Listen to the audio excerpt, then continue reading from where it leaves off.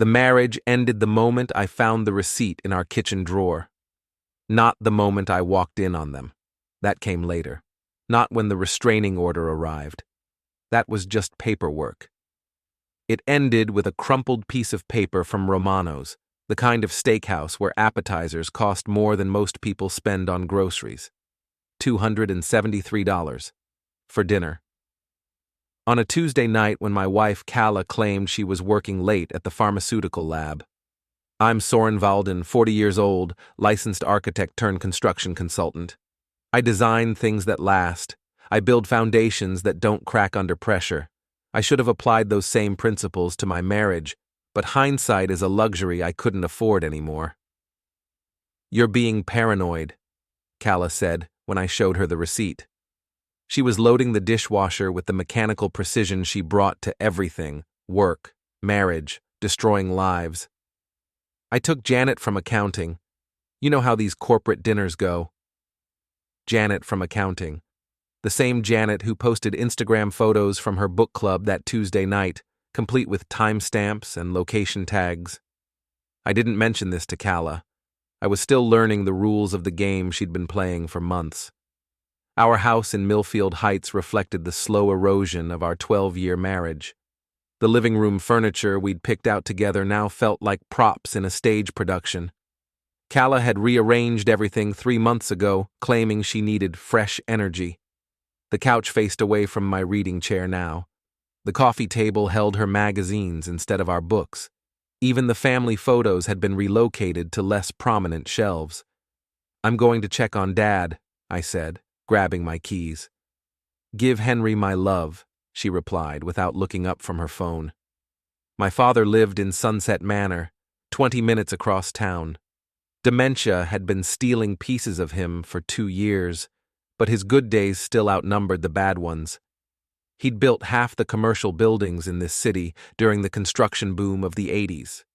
Now he sometimes forgot my name, but he could still recite the load-bearing specifications for every project he'd ever managed. Soren, my boy, he said when I walked into his room. How's that beautiful wife of yours? She's fine, Dad. Sends her love. Good, good. Marriage is work, you know. Your mother and I, we had our rough patches. But you stick it out. You make it work. I nodded and helped him with the crossword puzzle he'd been attempting. 17 across. Betrayal by a friend. 7 letters. I knew the answer, but let him work it out himself. Treason, he said finally. Betrayal by a friend is treason. The drive home took me past Reed Caro's law firm. Caro, Martinez, and Associates occupied the top 3 floors of the Meridian building, downtown's most expensive office space. Reed had been my mentor during law school, back when I thought I wanted to practice instead of build. He'd written my recommendation letters, attended my wedding, stood as godfather to the children Calla and I never had. His black BMW sat in the reserved parking spot, closest to the building entrance. Vanity plate, Council 1. Even his car announced his ego to the world. I pulled into our driveway at 9:30. Calla's Honda was there, but the house felt empty. She was upstairs in our bedroom, door closed, voice muffled by the walls. I caught fragments through the heating vents. Can't keep doing this. He's starting to ask questions. Need to move faster. I stood at the bottom of the stairs, listening to my wife plan something that required speed and secrecy. The smart move would have been to confront her immediately. Instead, I went to the kitchen and opened a beer. Sometimes the smart move isn't the right move. The next morning, Calla left for work an hour early. Big presentation today, she said, kissing my cheek with lips that felt like ice. Don't wait up tonight. I waited exactly 30 minutes before driving to her office. The Hartwell Research Building was a glass and steel monument to pharmaceutical innovation. Calla's Honda sat in the employee parking garage, level 3, section B. Same spot she'd used for 5 years. Her presentation was scheduled for 10 o'clock in conference room A. I knew because I'd called the main desk, claiming to be delivering flowers for Dr. Calla Valden's big day. The receptionist cheerfully confirmed the time and location. At 10:15, I called Calla's cell phone. "Hey, honey, how's the presentation going?" "Oh, it's intense, really intense. I think we're going to be here until midnight at least." "That's too bad. I was hoping we could grab dinner." "Rain check? I really have to focus." I was sitting in my car in the Hartwell parking garage when she said this. Her Honda hadn't moved. The building's employee directory showed no presentations scheduled for that day. The security guard confirmed that Dr. Valden had badged in at 8:30 and badged out at 9:45. She was somewhere else, with someone else, lying with the casual ease of long practice. That afternoon, I did something I'd never done in 12 years of marriage. I hired a private investigator. Hale Trenwick operated out of a strip mall office between a tax preparation service and a nail salon. His waiting room smelled like stale coffee and disappointment. Hale himself looked like Central Casting's idea of a retired cop. Gray hair, suspicious eyes, handshake that could crack walnuts. "Cheating spouse?" he asked before I'd even sat down. "I think so. I hope I'm wrong." "You're not wrong. They never are. Question is, do you want to know for sure, or do you want to keep hoping?" I wanted to know for sure. Standard surveillance package runs $1,500 for the first week. Photos, video, timeline documentation. If she's stepping out, I'll get proof. If she's not, you'll sleep better at night. I wrote him a check for $3,000. 2 weeks. I want to know everything. Everything's a dangerous word, Mr. Valden. Sometimes everything includes stuff you didn't know you didn't want to know. Everything, I repeated. Hale's first report arrived 3 days later. 47 pages of surveillance logs, photographs, and financial records that painted a picture I'd been too naive to see. Calla had been meeting Reed Caro twice a week for 6 months, always at the Meridian Hotel, always in the same suite, always for exactly 2 hours. The photographs were explicit enough to remove any doubt about the nature of their relationship, but the financial records told a different story. This wasn't just an affair. Reed had been transferring money to Calla's personal account, small amounts at first, then larger sums, $5,000 here, $10,000 there. The payments corresponded with her access to clinical trial databases at Hartwell Research. They weren't just betraying me, they were committing federal crimes. I sat in my home office, surrounded by architectural drawings and construction schedules, trying to process the scope of their deception. My wife was selling pharmaceutical research data to my former mentor, who was selling it to competitors. The affair was just the delivery method. The house felt different now. Every room held evidence of their planning. The rearranged furniture created clear sightlines to windows and doors. The new security system Calla had insisted on installing could monitor my movements. Even our bedroom had been staged, the dresser repositioned to hide the view from the hallway. I was living in a surveillance operation disguised as a marriage. That night, Calla came home at 11:30, smelling like expensive cologne and guilt. "How was work?" I asked. "Exhausting. These FDA submissions are going to be the end of me." She kissed my forehead and headed upstairs. I listened to her shower, knowing she was washing away evidence of her afternoon with Reed. When she came to bed, she curled against me with an intimacy that felt like mockery. "I love you," she whispered in the dark. "I love you too," I replied, because some lies are necessary for survival. The next morning brought the first direct attack. I was reviewing blueprints for a strip mall renovation when the doorbell rang. A process server stood on my front porch, holding an envelope that would change everything. "Soren Valden?" "That's me." "You've been served."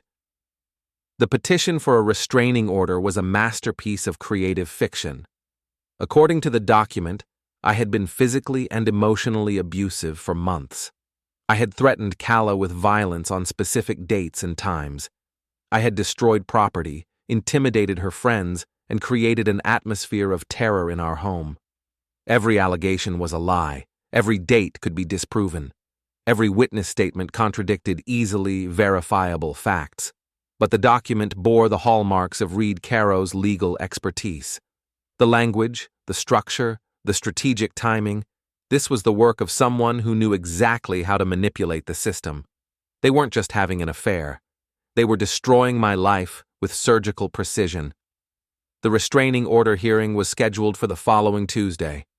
I had 6 days to find an attorney, gather evidence, and prepare a defense against accusations that existed only in Calla's imagination and Reed's legal brief. My first call went to David Chen, a family law attorney I'd worked with on construction disputes. His secretary informed me that Mr. Chen had a conflict of interest and couldn't represent me. My second call yielded the same result.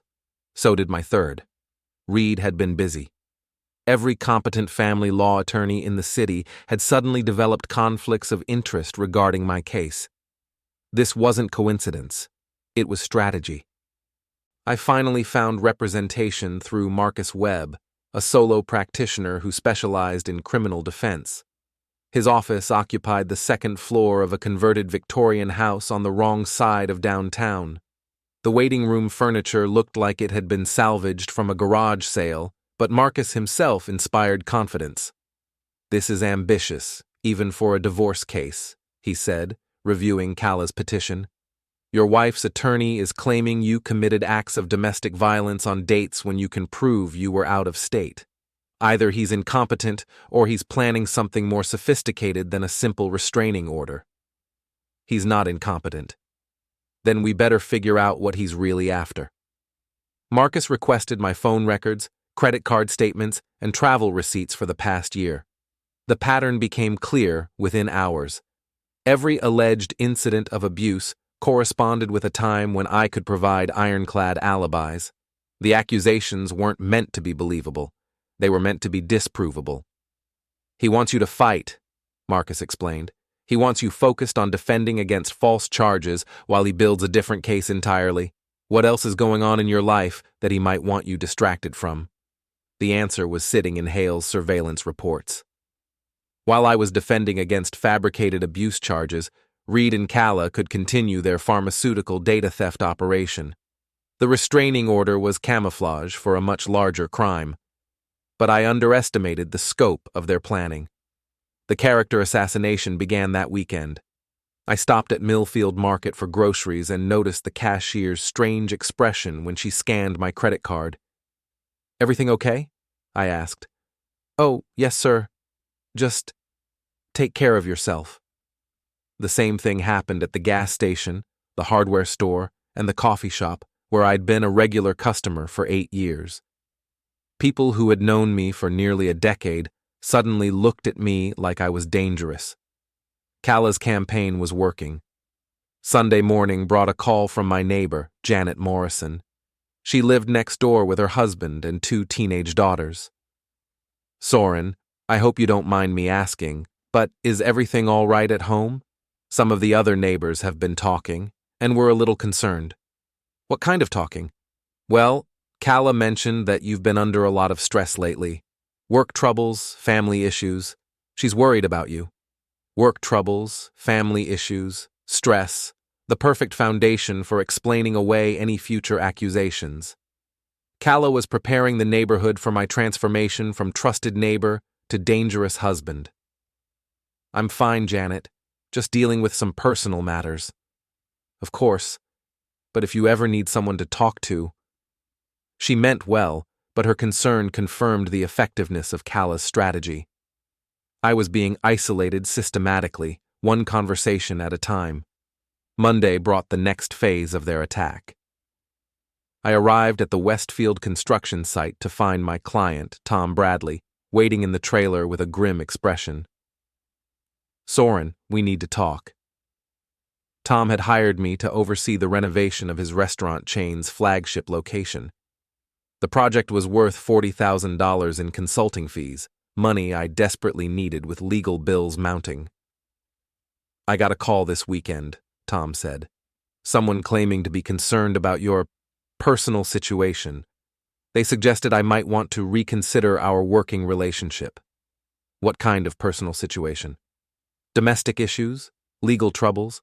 Look, I don't know what's going on in your private life, and frankly, it's none of my business. But I can't have any drama affecting this project."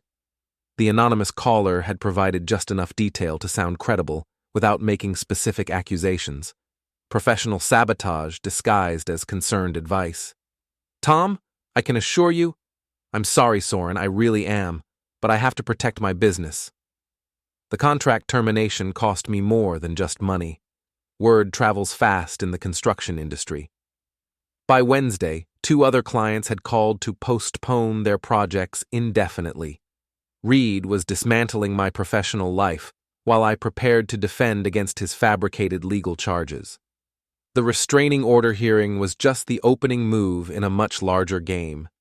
Thursday evening brought a visit from Detective Ray Morrison, no relation to my neighbor Janet.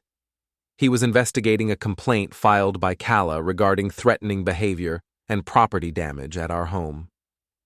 Your wife says you punched a hole in the bedroom wall during an argument last week, Morrison said, notebook ready. I was in Chicago last week, business trip. I have receipts, hotel records, client meetings. She also mentioned some damaged furniture, a broken lamp, overturned chairs. Detective, I haven't damaged anything in our house. Ever. Morrison's expression suggested he'd heard similar denials before. Mind if I take a look around? The tour of our home revealed the sophistication of Calla's preparation. The bedroom wall showed a fist-sized hole that hadn't been there when I left for Chicago. The lamp in the living room lay in pieces on the side table, arranged to suggest violence rather than accident. Even the kitchen showed signs of a struggle, chairs positioned awkwardly, cabinet doors ajar. Calla had staged a crime scene in our own home. Mr. Valden, I have to ask, have you been under any unusual stress lately? Work problems, financial difficulties, family issues? The same script Janet Morrison had recited. The same narrative Calla was spreading throughout our community. I was being transformed from victim to perpetrator, one conversation at a time. Detective, I think my wife is having an affair. I think she's staging these incidents to support a restraining order petition. And I think someone is helping her do it. Morrison closed his notebook. That's a serious accusation, Mr. Valden. Do you have any proof? I had 47 pages of surveillance reports, financial records, and photographs. But showing them to Morrison would reveal my own investigation, potentially compromising Hale's work and alerting Reed to our knowledge of his involvement. I'm working on it, I said. Work faster. Because right now the evidence suggests you're the problem, not the solution. After Morrison left, I called Hale from my car, parked 3 blocks from home. They're accelerating the timeline, I told him. The restraining order hearing is Tuesday. They've staged property damage, filed police complaints, and started a whisper campaign in the neighborhood. Standard playbook for a high-stakes divorce, Hale said. Isolate the target, control the narrative, then move in for the finish. Question is, what's the real prize? What do you mean? Nobody goes to this much trouble for a 50-50 asset split. Your wife and her boyfriend are after something specific. Something worth the risk of fraud charges and perjury. The answer came to me as I sat in my car, watching our house through the windshield. Calla had been asking questions about my father's finances for months. Casual inquiries about his retirement accounts, his insurance policies, his long-term care arrangements. My father, I said. They're after my father's money. Hale was quiet for a moment. How much are we talking about? $800,000 in retirement accounts, another $200,000 in life insurance. His house is worth maybe $150,000. Over $1 million, that's worth a conspiracy charge. But he has power of attorney documents, everything's legal. Legal if he signed them voluntarily. Legal if he understood what he was signing. Legal if the person holding power of attorney acts in his best interests. I thought about my father's good days and bad days, his moments of clarity and confusion. Someone with legal expertise could easily manipulate him into signing documents he didn't understand. I need to see those power of attorney papers, I said. Leave that to me. But Soren, if I'm right about this, your wife and her boyfriend aren't just stealing from you. They're stealing from a vulnerable elderly man. That's elder abuse, and it carries serious prison time. How serious? serious enough to make them desperate, and desperate people do dangerous things. I drove to Sunset Manor that night, arriving just as the evening shift was starting. My father was in the common room, playing checkers with another resident. "Dad, we need to talk about your finances." "My finances? What about them? Have you signed any new documents lately? Power of attorney papers, account transfers, anything like that?" He frowned, trying to access memories that dementia had made unreliable. "That nice girl came by, Calla. She said you were too busy with work to handle my affairs anymore." "When was this?" "Last week? Last month? I don't remember exactly. She had papers for me to sign. Said it would make things easier for everyone." "What kind of papers?" "Legal documents. Very official looking. She brought a witness, a young man in a suit. Very polite. A witness. Someone to verify my father's signature and mental competence. Someone who could testify that Henry Valden had signed the documents willingly and with full understanding of their implications." "Dad, do you remember what the papers said?" "Something about making Calla responsible for my accounts, in case something happened to you. She said it was just a precaution." "Just a precaution." While I was defending against fabricated abuse charges, Calla had been systematically gaining control of my father's assets. The restraining order wasn't the end game. It was cover for a much larger theft. I called Hale from the manor's parking lot. "She has power of attorney over my father's accounts," I said. $800,000, and she can access all of it." "When did she get the documents signed?" "Last week, according to Dad, but his memory isn't reliable. I'll check the filing dates tomorrow. If she's been moving money around, there will be records." "What if she hasn't moved it yet?" "Then we might be able to stop her. But Soren, if your father signed those documents during a period of mental clarity, and if she had proper witnesses, the power of attorney might be legally valid." "Even if she obtained it through deception?" "Proving deception is hard. Proving elder abuse is harder. We need evidence that she coerced him or took advantage of his condition." "What kind of evidence?" "Medical records showing his mental state, testimony from manor staff about his good days and bad days, maybe security footage of her visits." I thought about the young man in the suit who had witnessed my father's signature. She brought a witness, someone official looking. Probably a notary, maybe an attorney. If we can identify him, we might be able to prove the whole thing was orchestrated. How do we do that? Same way we prove everything else. Surveillance, records, and patience. But time is working against us. Once that restraining order is in place, you'll be legally prohibited from contacting your wife or accessing joint accounts. She'll have complete freedom to move your father's money wherever she wants. The restraining order hearing was 4 days away. I had 96 hours to gather evidence, build a defense, and stop a conspiracy that had been months in the making. As I drove home through the dark streets of Millfield Heights, I realized that Reed and Calla had made one crucial mistake. They had underestimated my willingness to fight back. That was about to change. Friday morning, I woke up to find Calla gone. Her side of the bed was cold, her car missing from the driveway. A note on the kitchen counter explained that she was staying at her sister's house for her own safety until the restraining order hearing. The note was written in her careful handwriting, but the language belonged to Reed Caro. Legal phrases like documented pattern of escalating behavior and reasonable fear for personal safety peppered what should have been a personal message. Even her goodbye was coached by an attorney. I had the house to myself for the first time in months. Without Calla's presence, I could finally search for evidence of their conspiracy. The Home Office yielded the first breakthrough. Calla's laptop was gone, but she'd left behind a stack of financial documents that told a disturbing story. Bank statements showed regular transfers from our joint account to her personal savings, small amounts at first, then larger sums. The pattern suggested she'd been preparing for months to disappear with substantial assets. More troubling were the medical records. Calla had been requesting copies of my father's health assessments from Sunset Manor. The documents showed his cognitive decline in clinical detail, but they also revealed something else: periods of mental clarity that lasted several days at a time. Someone with access to these records would know exactly when my father was competent enough to sign legal documents and when he was confused enough to be manipulated. My phone rang as I was photographing the medical records. "Hale here. I've got news about your father's power of attorney documents.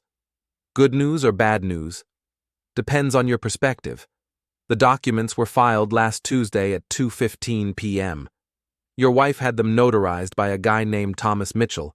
He's a paralegal at Reed Caro's firm. Reed's employee witnessed the signature? Gets better. I pulled the security footage from Sunset Manor. Your wife visited your father 3 times last week. The first 2 visits, she left after 20 minutes without having anything notarized. The third visit, she stayed for 2 hours and had Mitchell with her. She was waiting for one of his good days. Exactly. She monitored his condition until he was lucid enough to pass a competency evaluation, then had her boyfriend's employee witness the signature. Technically legal, but ethically questionable. Can we prove elder abuse? Maybe. I talked to the nursing staff. They remember Mitchell asking detailed questions about your father's mental state. He specifically wanted to know if Henry understood the documents he was signing. That sounds like due diligence, not abuse. True, but here's the interesting part. Your father's accounts show unusual activity starting Wednesday morning. Someone's been moving money around. My stomach clenched. How much? 200,000 so far. Transferred to an account at Meridian Bank, same bank where your wife does her personal banking. Can we stop the transfers? Not easily. She has legal power of attorney. Unless we can prove the documents were obtained fraudulently, she can move his money anywhere she wants. What about the pharmaceutical data theft? Can we use that? Still building that case. I've documented the meetings between your wife and Reed, but proving they exchanged proprietary information requires more evidence. I'm working on it. I hung up, feeling like I was playing chess against a grandmaster. Every move I made seemed to trigger 3 counter-moves I hadn't anticipated. The doorbell interrupted my brooding. Through the front window, I could see a man in an expensive suit standing on my porch. He looked like a lawyer, which meant he probably was one. "Mr. Valden? I'm James Patterson from Patterson, Lew and Associates. I represent your wife in the matter of her restraining order petition." Reed hadn't come himself. He'd sent a subordinate to deliver whatever message couldn't be trusted to the phone. "What can I do for you, Mr. Patterson?" "My client is concerned about the harassment she's been receiving. Anonymous phone calls, surveillance, private investigators asking questions about her personal life." So they knew about Hale. That was faster than I'd expected. "I'm not harassing anyone," I said. "I'm defending myself against false accusations." "Of course, but perhaps we could discuss a resolution that would be beneficial to everyone involved." "What kind of resolution?" Patterson opened his briefcase and removed a document. "A settlement agreement. Your wife is prepared to withdraw the restraining order petition in exchange for certain considerations." I scanned the document quickly. Calla would drop the abuse allegations if I agreed to an uncontested divorce, waived all claims to marital assets, and agreed not to interfere with her management of my father's affairs. She wants me to sign away everything in exchange for not being falsely accused of domestic violence? The terms are quite generous, considering the circumstances. What circumstances would those be? Patterson's smile was professionally sympathetic. "Mr. Valden, I think we both know that contested divorces can be very expensive and very public. Sometimes it's better to resolve these matters quietly. And if I don't sign? Then we proceed with the restraining order hearing on Tuesday. My client has 3 witnesses prepared to testify about your violent behavior. She has photographs of property damage. She has police reports documenting threats and intimidation. All fabricated. That's for the court to decide. But I should mention, if the restraining order is granted, it will significantly complicate your ability to visit your father or participate in decisions about his care." There it was. The real threat. If I fought the restraining order and lost, I'd be legally prohibited from protecting my father's interests. Calla would have complete control over his assets and medical decisions. I need time to consider this, I said. Of course. But the offer expires Monday at 5 p.m. After that, we proceed to court. Patterson left me with the settlement agreement and a clear understanding of the stakes. I could surrender everything without a fight, or risk losing even more in a legal battle I might not win. I called Marcus Webb immediately. They're offering a deal, I told him. Calla drops the restraining order if I agree to an uncontested divorce and don't interfere with her power of attorney over my father. That's not a deal, that's extortion. They're using fabricated abuse allegations to coerce you into signing away your rights. Can we prove the allegations are fabricated? Maybe, but family court judges tend to err on the side of caution when it comes to domestic violence claims. Even if we can show that some of the allegations are false, the judge might still grant a temporary restraining order. What are my options? Fight or surrender. If we fight and lose, you'll be legally prohibited from contacting your wife or visiting your father. If we fight and win, you'll have exposed their conspiracy but spent a fortune on legal fees. What would you do? Marcus was quiet for a moment. I'd fight, but I'm not the one who has to live with the consequences. That evening, I drove to Reed Caro's neighborhood. He lived in Riverside Estates, where the houses cost more than most people earned in a decade. His Tudor Revival mansion sat on 2 acres of professionally landscaped grounds, protected by a security gate and surveillance cameras. I parked across the street and watched the house through binoculars. At 7:30, Reed's BMW pulled into the circular driveway. He emerged from the car looking confident and relaxed, a man who believed he was winning. 15 minutes later, a second car arrived, Calla's Honda. She parked behind Reed's BMW and walked to the front door like she belonged there. No hesitation, no looking around for witnesses. She had a key. They weren't just having an affair, they were living together. I photographed everything, the cars, the house, Calla using her key to enter. Evidence that she'd been lying about staying at her sister's house, lying about needing protection from her dangerous husband. My phone buzzed with a text message from an unknown number. Stop watching or face consequences. They had spotted me. Probably through the security cameras I hadn't noticed. I started my car and drove away, but not before taking one more photograph of Reed's house number and street address. The message was clear. They knew I was investigating, and they weren't intimidated. That night, I made a decision that would change everything. Instead of accepting their settlement or fighting their charges, I would expose their conspiracy completely. Not just the affair, not just the fabricated restraining order, but the pharmaceutical data theft and elder abuse as well. Reed Caro had taught me everything I knew about legal strategy. Now I was going to use those lessons against him. I called Hale at home, despite the late hour. I need everything, I told him. Every meeting, every financial transaction, every piece of evidence we can gather. I'm not just defending against their charges anymore. I'm going on the offensive. That's a dangerous game, Soren. These people have already shown they're willing to commit fraud and perjury. If you threaten their freedom, they might escalate to more serious crimes. They've already committed serious crimes. Elder abuse, data theft, conspiracy. We're not dealing with desperate amateurs anymore. We're dealing with career criminals who happen to have law degrees. What do you want me to focus on first? The pharmaceutical data theft. If we can prove Reed and Calla were selling proprietary research information, we can bring federal charges. That trumps any restraining order they might obtain. Federal charges take time to develop. The restraining order hearing is Tuesday. Then we better work fast. I spent the weekend preparing for war. Marcus Webb helped me draft a countersuit alleging fraud, conspiracy, elder abuse, and intentional infliction of emotional distress. Hale gathered additional surveillance evidence and financial records. I organized everything into a comprehensive case file that would expose the full scope of Reed and Calla's crimes. By Sunday night, we had enough evidence to destroy them both. The question was whether we could present it effectively before they destroyed me first. The restraining order hearing was scheduled for 9 a.m. Tuesday morning.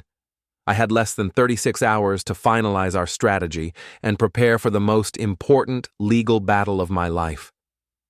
As I reviewed our evidence one final time, I realized that Reed had made a crucial mistake. He had taught me to think like a lawyer, but he had forgotten that I was also an architect. I didn't just know how to build cases, I knew how to design structures that could withstand any attack. Their conspiracy was about to collapse under the weight of its own contradictions. Tuesday morning arrived gray and cold, matching my mood as I walked up the courthouse steps with Marcus Webb. The family court building looked like a monument to bureaucratic indifference, concrete and glass, designed to intimidate rather than inspire confidence in justice. "Remember," Marcus said as we approached the courtroom, "let me do the talking. Family court judges don't like surprises, and we're about to give them several." Judge Patricia Hendricks presided over courtroom 3B with the weary efficiency of someone who had seen every variation of human dysfunction. She was reviewing case files when we entered, her expression suggesting that our domestic drama was just another item on a crowded docket. Reed Caro sat at the petitioner's table with James Patterson and another attorney I didn't recognize. He wore his most expensive suit and his most sincere expression, the combination that had made him successful for 30 years. When he saw me, he nodded politely, as if we were colleagues meeting for a routine business discussion. Calla entered the courtroom 5 minutes before the hearing was scheduled to begin. She had chosen her outfit carefully. Conservative dress, minimal makeup, body language that suggested vulnerability rather than aggression. She looked like a woman who needed the court's protection from a dangerous husband. "All rise," the bailiff announced. "The Honorable Patricia Hendricks presiding." Judge Hendricks took her seat and opened the case file. "We're here for a petition for a restraining order in the matter of Valden versus Valden. Counsel for the petitioner, please state your case." Patterson stood and launched into a well-rehearsed presentation. According to his narrative, I had been physically and emotionally abusive for months. I had threatened Calla with violence, destroyed property during fits of rage, and created an atmosphere of terror in our home. The petition included photographs of the damaged bedroom wall and broken lamp, along with statements from 3 witnesses who claimed to have observed my violent behavior. "Your Honor," Patterson concluded, "my client fears for her safety and requests immediate protection from her husband's escalating pattern of abuse." Judge Hendricks reviewed the evidence with professional skepticism. "Mr. Valden, how do you respond to these allegations?" Marcus stood and opened our case file. "Your Honor, my client categorically denies these accusations. Moreover, we have evidence that the petitioner has fabricated these allegations as part of a broader conspiracy to defraud my client and his elderly father." "That's a serious counter-accusation, Counselor." "Yes, Your Honor. We're prepared to prove that the petitioner and her attorney have engaged in witness tampering, elder abuse, and theft of proprietary pharmaceutical data." Reed's expression didn't change, but I caught a slight tightening around his eyes. He hadn't expected us to go on the offensive. "Your Honor," Patterson interjected, "these wild accusations are clearly an attempt to deflect attention from Mr. Valden's documented history of domestic violence." "Let's hear the evidence," Judge Hendricks said. "Mr. Webb, present your case." Marcus began with the alibi evidence. For each alleged incident of abuse, we provided documentation proving I was elsewhere: hotel receipts from business trips, credit card records from restaurants, even security footage from a client meeting that coincided with one of Calla's claimed attacks. "Your Honor, my client was in Chicago on business when his wife claims he punched a hole in their bedroom wall. He was at a construction site meeting when she alleges he broke a lamp during a violent rage. These incidents could not have occurred as described. Patterson objected. The petitioner may have been confused about specific dates, but the pattern of abuse is well documented. Actually, Marcus replied, the pattern suggests deliberate fabrication. We have evidence that Mrs. Valden staged the property damage herself after ensuring her husband was away from home. Judge Hendricks leaned forward. What kind of evidence?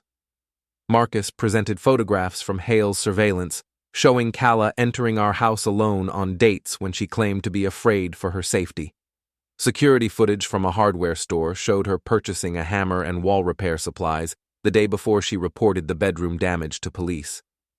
Furthermore, Your Honor, we have evidence that Mrs. Valden obtained power of attorney over my client's elderly father through questionable means, then began transferring his assets to accounts she controls. Reed finally spoke. Your Honor, I object to this fishing expedition. We're here to address domestic violence allegations, not financial disputes. Actually, Mr. Caro, Judge Hendricks said, the financial evidence may be relevant to motive. Continue, Mr. Webb. Marcus presented Henry's medical records, showing his periods of mental clarity and confusion. We had testimony from nursing staff about Calla's visits, including her careful timing to coincide with my father's lucid moments. Most damaging was the security footage showing her leaving empty-handed twice before returning with Reed's paralegal to witness the power of attorney signing. Your Honor, Mrs. Valden monitored my client's father until he was competent enough to sign legal documents, then used those documents to steal $200,000 from his retirement accounts. Patterson was on his feet immediately. Objection. Mrs. Valden has legal power of attorney. Her management of Mr. Henry Valden's affairs is entirely appropriate.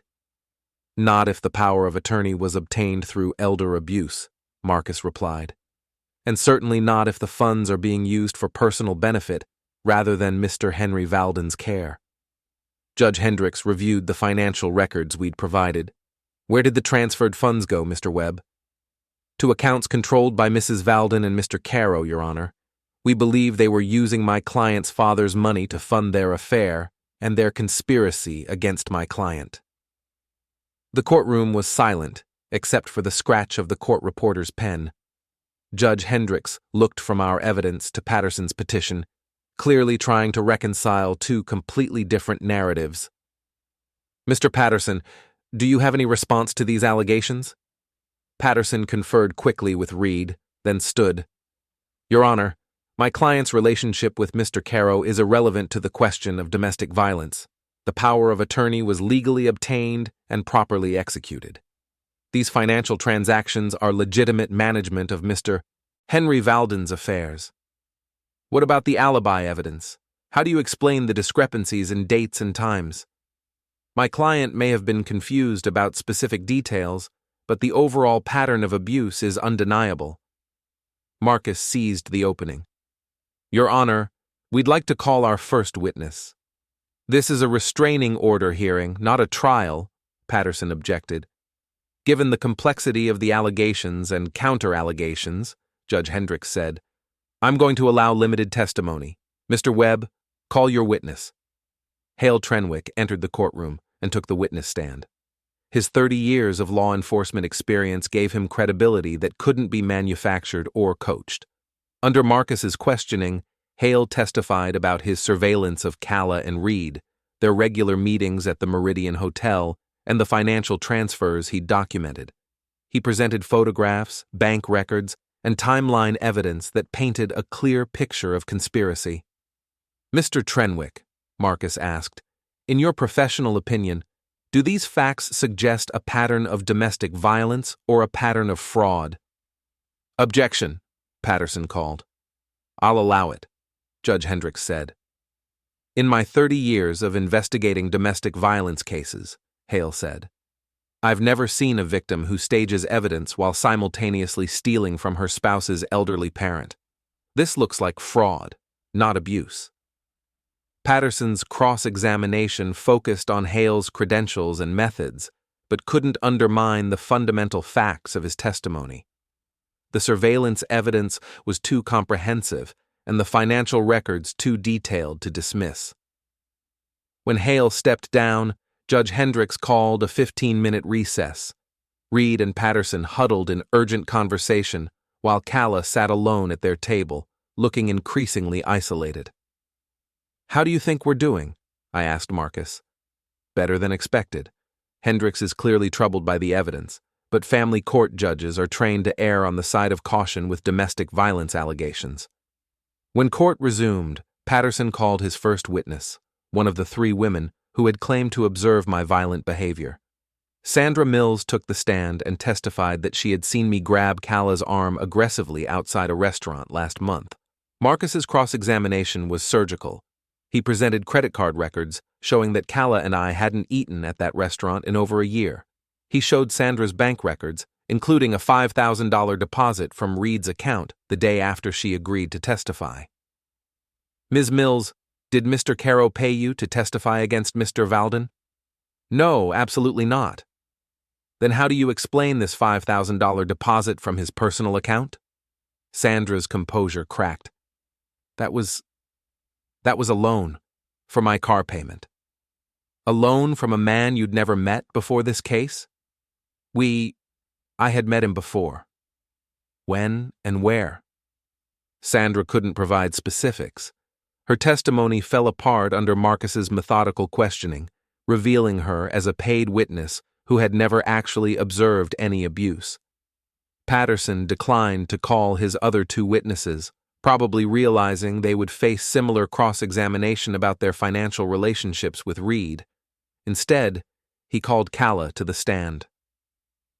My wife of 12 years took the oath and began testifying about months of alleged abuse. She spoke softly, occasionally dabbing her eyes with tissues, describing a pattern of escalating violence that existed only in her imagination.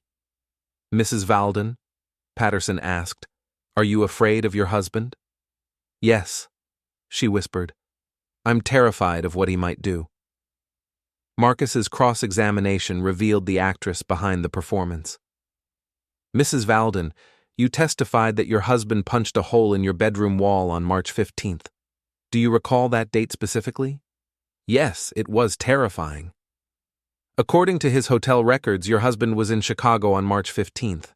How do you explain that discrepancy?" I might have been confused about the exact date." "You might have been confused about the date you claim your husband committed an act of domestic violence?" "The dates aren't important. The abuse happened."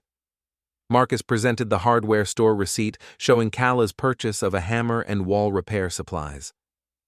"Mrs. Valden, why did you buy these items the day before you reported the wall damage to police?" "I was trying to fix the damage he had caused." "But you also reported the damage as evidence of abuse. Were you fixing evidence of a crime?" Calla's attorney objected, but the damage was done. Her credibility was crumbling under cross-examination. Marcus continued with questions about the power of attorney documents, the transferred funds, and her relationship with Reed. Each answer revealed more inconsistencies and deceptions. "Mrs. Valden, are you having an affair with Mr. Caro?" "That's irrelevant to this proceeding." "Please answer the question." "Reed and I are close friends." "Close friends who meet at hotels twice a week?" "Our relationship is none of your business." "It becomes our business when you use that relationship to steal from elderly family members and fabricate abuse allegations." Patterson objected repeatedly, but Judge Hendricks allowed the questioning to continue. By the time Marcus finished, Calla looked like a defendant rather than a victim. The hearing concluded with closing arguments. Patterson argued that domestic violence victims often have difficulty remembering exact dates and that financial disputes didn't negate the need for protection.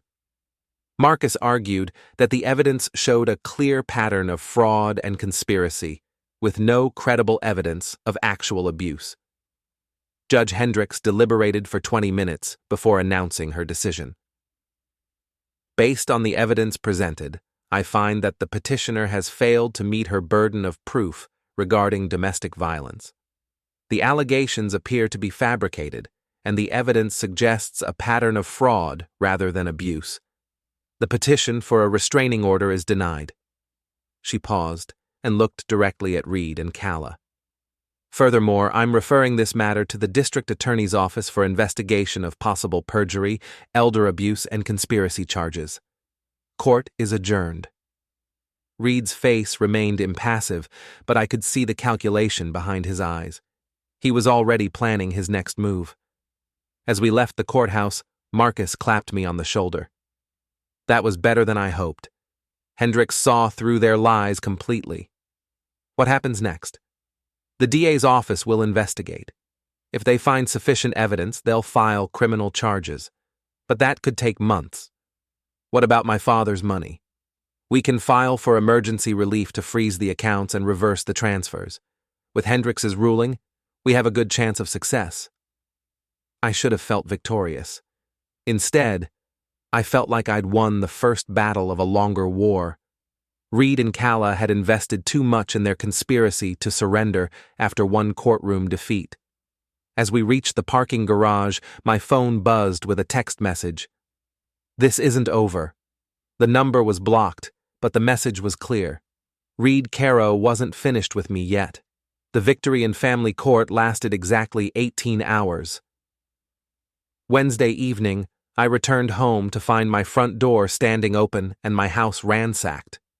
Every drawer had been emptied, every closet searched, every piece of furniture moved. My home office was destroyed, filing cabinets overturned, papers scattered, computer equipment missing. Someone had been looking for something specific, and they'd been willing to commit felony burglary to find it. I called the police from my neighbor's house, not trusting my own phone lines anymore. Detective Morrison arrived 30 minutes later, surveying the damage with professional detachment. Any idea what they were after? He asked. Documents, probably. Evidence related to the court case. You think your wife did this? My wife and her boyfriend, yes. Morrison made notes, but seemed skeptical. This looks like professional work. Systematic search, minimal unnecessary damage. You sure you don't have any other enemies? I thought about Reed's connections in the legal community, his access to investigators and security personnel. Detective, Reed Caro has resources beyond what most people can imagine. If he wanted my house searched professionally, he could arrange it.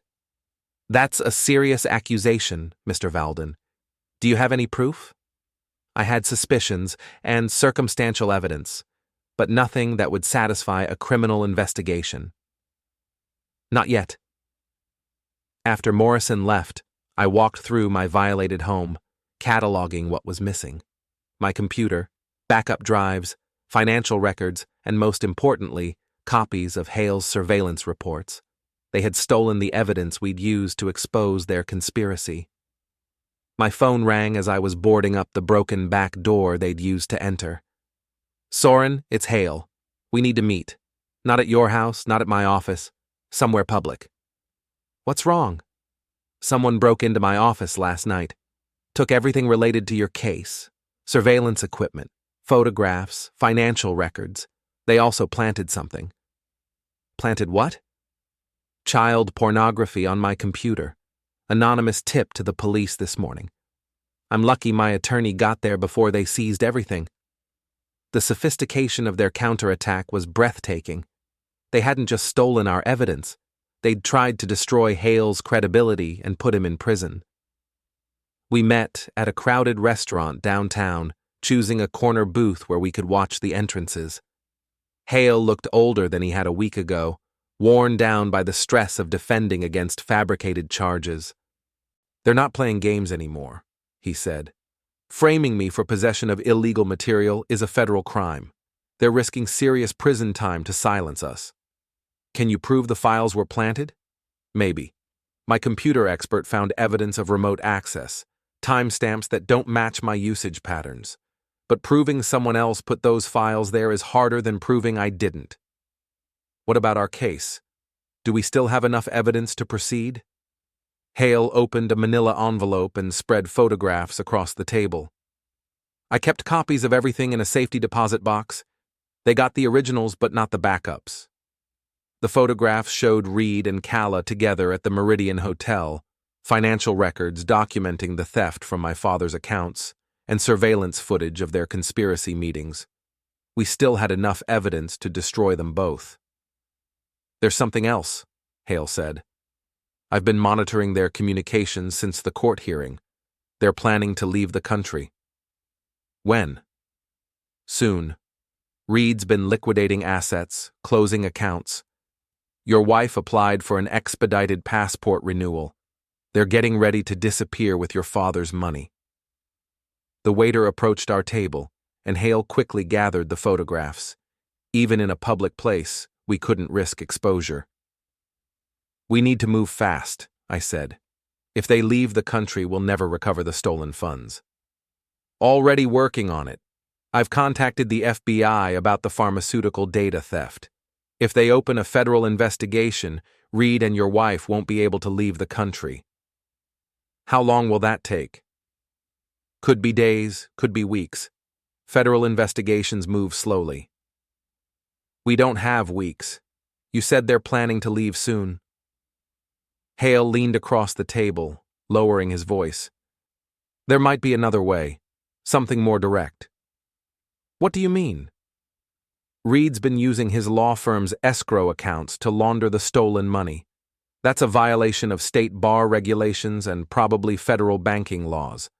If we can document the transfers, we can force an immediate investigation."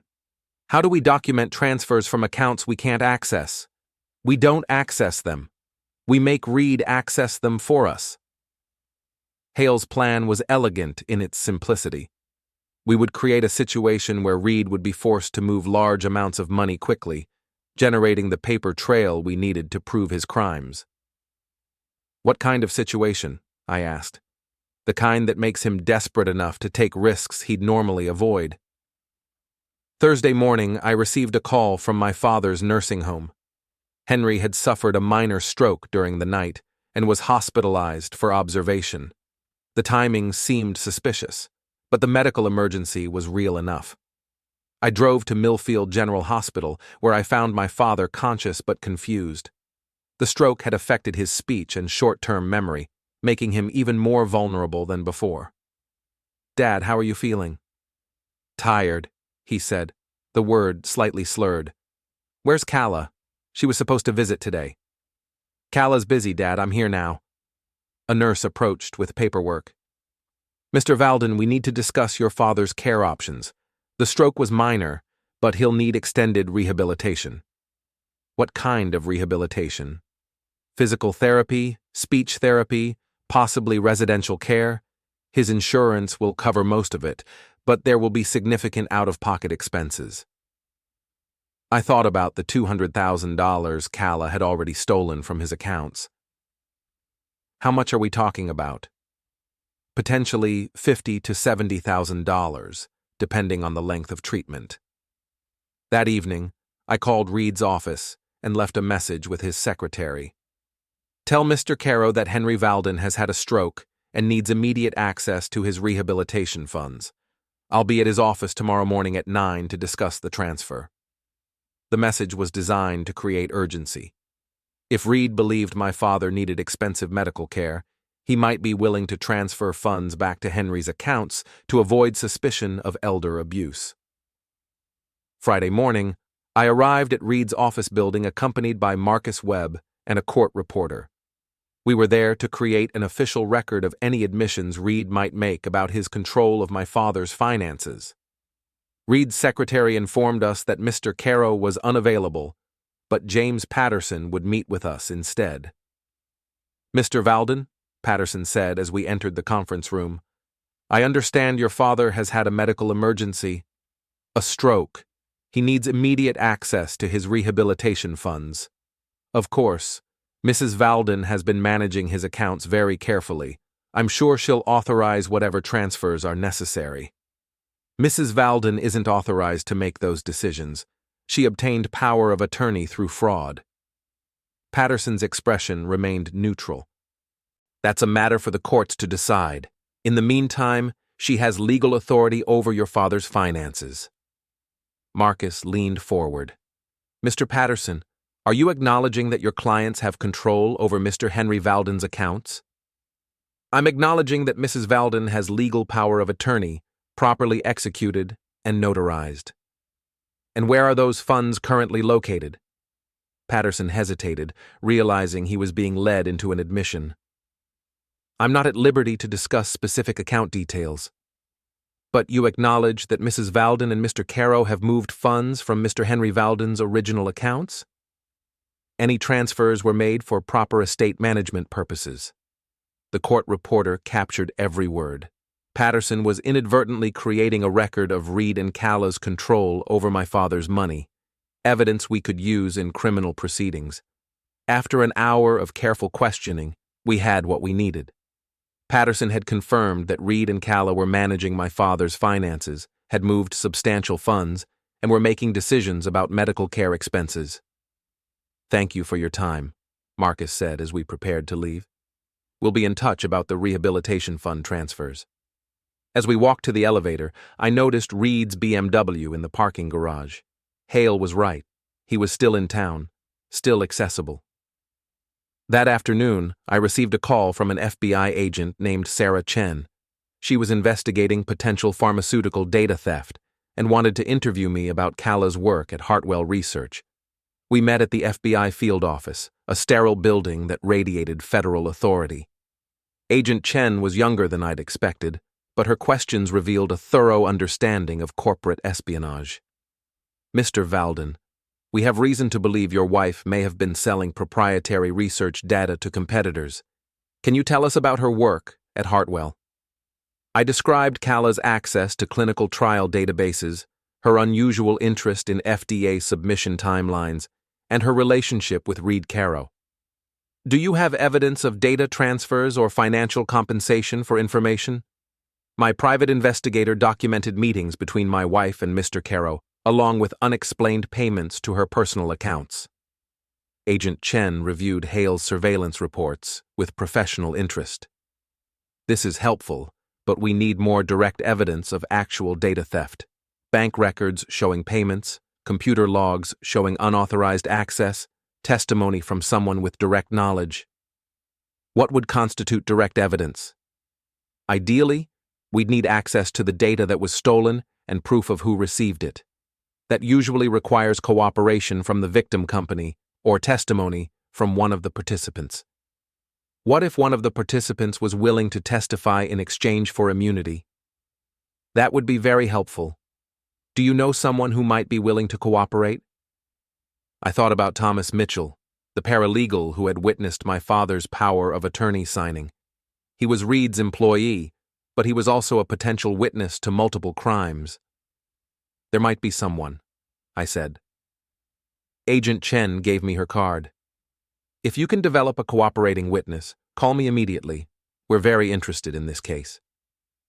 That evening, I sat in my damaged house, surrounded by the debris of my former life, planning the final phase of my campaign against Reed and Calla. They had escalated from fraud to burglary to evidence planting. Each crime made them more desperate and more vulnerable. The federal investigation would take time, but I didn't have time. According to Hale's intelligence, they were preparing to flee the country with my father's money. I needed to force their hand before they could disappear. My phone buzzed with a text message from an unknown number. Meet me at Riverside Park tomorrow at noon. Come alone. Important information about your case. The message could be a trap, but it could also be the break I needed. Someone with inside knowledge was willing to talk. I had 24 hours to decide whether to trust an anonymous source or continue building my case through official channels. Either choice carried enormous risks, but doing nothing meant watching Reed and Calla escape with my father's life savings, while my reputation remained destroyed by their lies. The decision was easier than it should have been. Saturday morning, I drove to Riverside Park with Marcus Webb following at a distance in his own car. If the anonymous meeting was a trap, I wanted backup nearby. If it was legitimate, I wanted a witness to whatever information I might receive. The park was busy with weekend joggers and families, providing natural cover for a clandestine meeting. I found the specified bench near the duck pond and waited, watching for anyone who seemed out of place. At exactly noon, Thomas Mitchell approached the bench. Reed's paralegal looked nervous, constantly checking over his shoulder as he sat down beside me.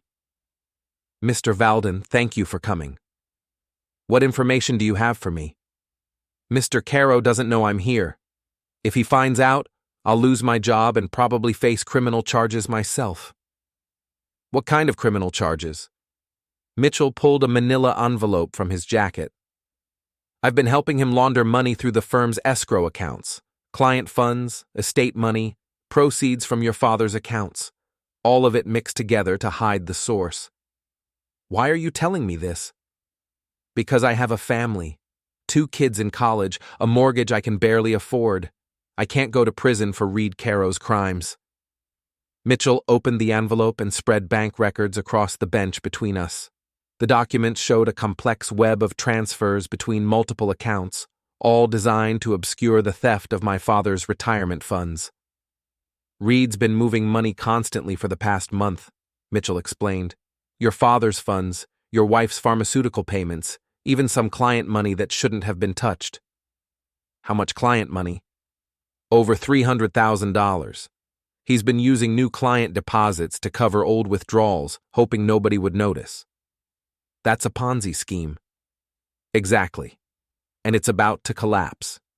The state bar is auditing the firm's escrow accounts next week. When they find the missing money, Reed's going to prison for a very long time." I photographed every document while Mitchell kept watch for surveillance. The bank records provided a complete picture of Reed's financial crimes, far beyond what Hale and I had been able to document. "There's something else," Mitchell said. "Reed and your wife are planning to leave the country Sunday night. Private jet to the Cayman Islands, then probably somewhere without extradition treaties." "Tomorrow night?" "Flights scheduled for 11 p.m. from the private aviation terminal. They've been liquidating everything they can't carry." "What about my father's money?" "Already transferred to offshore accounts, over $400,000, counting the interest and investment gains." The scope of their theft was staggering. They hadn't just stolen my father's retirement savings, they'd stolen his entire financial future.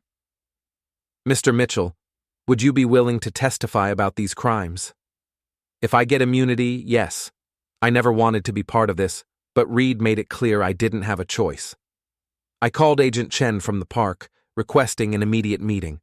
She arrived 30 minutes later with another FBI agent and a prosecutor from the U.S. Attorney's Office. Mitchell's testimony, combined with the bank records he'd provided, gave federal authorities everything they needed to file criminal charges. By 4 p.m. Saturday, arrest warrants had been issued for Reed Caro and Calla Valden. But when FBI agents arrived at Reed's house, they found it empty. His BMW was gone, along with most of his personal belongings. Calla's apartment was similarly abandoned. "They're running," Agent Chen told me. "But we've alerted airport security and customs.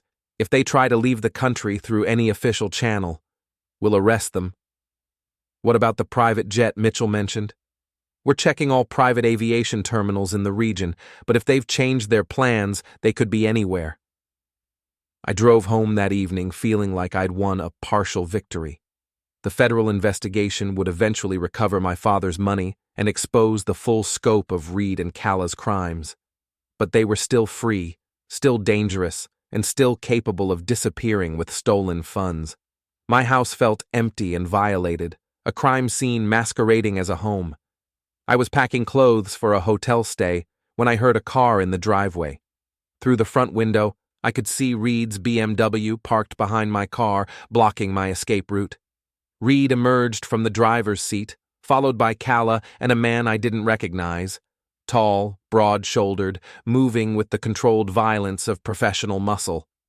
They weren't running. They were making one final play. I called 911 from my cell phone, keeping the line open as Reed approached the front door. The dispatcher assured me that police units were en route. but response time would be at least 10 minutes. Reed didn't bother knocking. He used a key, probably copied from Calla's set months ago, and walked into my house like he owned it. "Hello, Soren," he said, his voice carrying the same mentorial tone he'd used when I was his student. "We need to talk. The FBI has arrest warrants for both of you. This is over, Reed." "Nothing's over until I say it's over. You've caused considerable inconvenience, and there are consequences for that." Calla stood behind him, no longer pretending to be a victim. Her expression was cold, calculating, devoid of any trace of the woman I'd married. 12 years, I said to her. 12 years of marriage, and this is who you really are? "This is who I've always been," she replied. "You were just too naive to see it."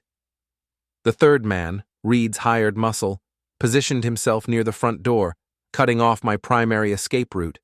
But I had spent weeks preparing for various scenarios, and home invasion was one of them. "What do you want?" I asked Reed. "Simple.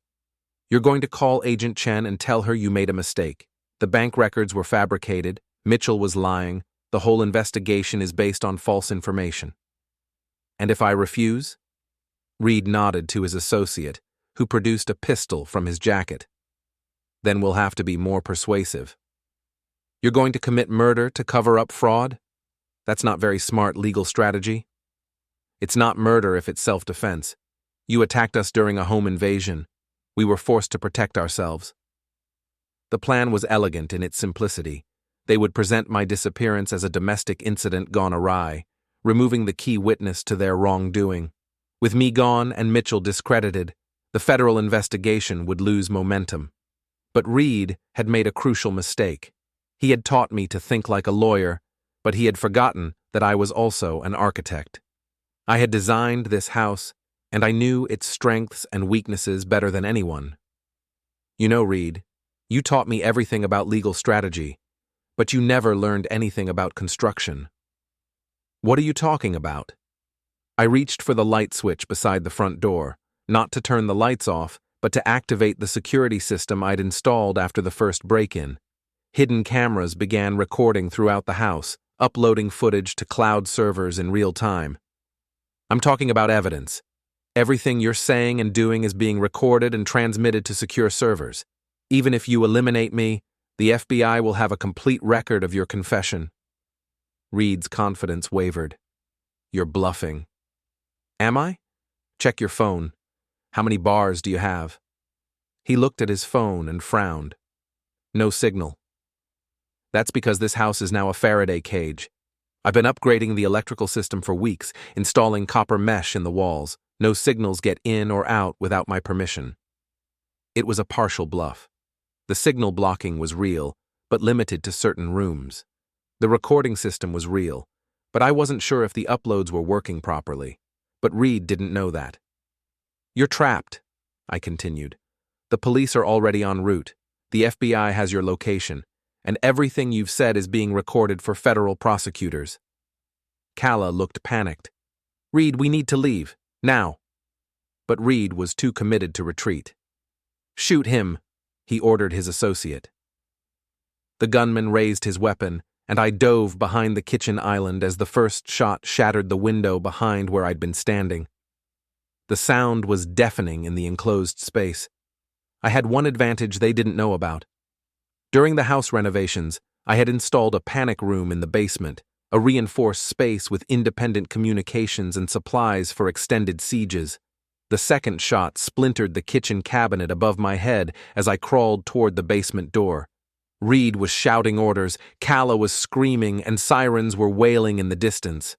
I made it to the basement stairs as the third shot hit the door frame inches from my head. The basement was dark, giving me a momentary advantage as I reached the panic room and activated its security systems. From inside the reinforced space, I could monitor the house through security cameras and communicate with police through a dedicated radio system. The gunman was searching the basement while Reed and Calla argued about their escape options. "Millfield Police, this is Soren Valden," I radioed. "I'm trapped in my house at 1247 Oak Street. 3 armed intruders, shots fired. I'm in a secure location in the basement." Copy that, Mr. Valden. Units are surrounding the house now. Stay where you are. Through the security cameras, I watched Reed realize his situation was hopeless. Police cars surrounded the house, SWAT officers were taking positions, and FBI agents were coordinating the response. The gunman returned from the basement empty-handed. He's not down there. Find him, Reed ordered, but his voice lacked conviction. He was a lawyer, not a criminal mastermind. When the plan went wrong, he had no backup strategy. Reed, Calla said, we have to surrender. This is over. Nothing's over. We still have options. But his options were disappearing rapidly. Police negotiators were calling the house phone, demanding to speak with the occupants. FBI agents were coordinating with local SWAT teams. The media was arriving, turning his last stand into a public spectacle. From my panic room, I watched Reed Caro's 30-year legal career end in real time. The man who had taught me about strategy and planning was improvising desperately, making mistakes that would ensure his conviction on multiple federal charges. The siege lasted 3 hours. Reed tried to negotiate, demanding safe passage to the airport in exchange for my release. But I was never his hostage. I was secure in my basement bunker while he was trapped in my house with no escape route. Finally, as tear gas canisters crashed through the windows, Reed and his associates surrendered. I watched through security cameras as federal agents arrested all three, reading them rights for charges including kidnapping, attempted murder, fraud, and conspiracy.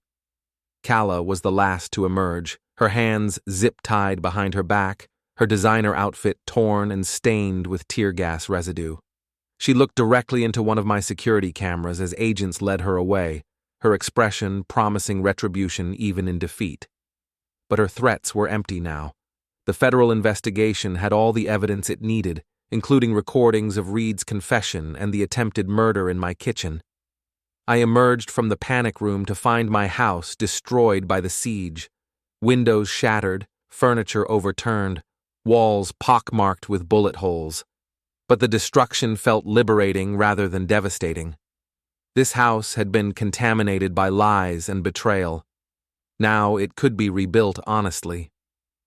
Agent Chen met me in the driveway as paramedics checked me for injuries. Are you hurt, Mr. Valden? No, just tired. We recovered most of your father's money from the offshore accounts. Reed kept detailed records, probably planning to use them as leverage if he got caught. What about the pharmaceutical data theft? Still investigating, but Mitchell's testimony gives us everything we need. Your wife was selling clinical trial results to Reed's contacts in the industry. We're looking at federal charges for both of them. How long will they be in prison? Reed's looking at 15 to 20 years for the financial crimes alone. Add the kidnapping and attempted murder charges, and he'll probably die in federal prison. Your wife will get less, maybe 8 to 10 years, but she'll serve most of it. I thought about my father in his hospital bed, confused and vulnerable, never understanding how close he'd come to losing everything. The money would be returned, but the betrayal would echo for whatever time he had left. There's something else, Agent Chen said. Reed's law firm is being dissolved. The state bar is investigating every case he's handled for the past 5 years. Your testimony will be crucial in multiple criminal proceedings. How many other victims were there? We're still counting, but it looks like Reed was running various fraud schemes for years, using his law practice as cover.